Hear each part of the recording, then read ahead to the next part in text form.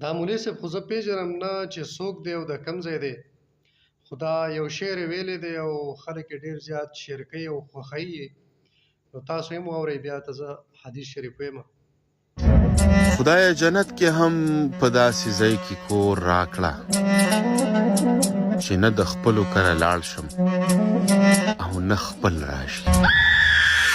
شعر تاسو واورئ، د مولوي صاحب د الله نه جنت غواړي او وایي چې خپل خپلوان نه منم، یعنې چې خپل خپلوان را سره نه وي، نو هم صله رحمي کټ کوي او هم جنت غواړي.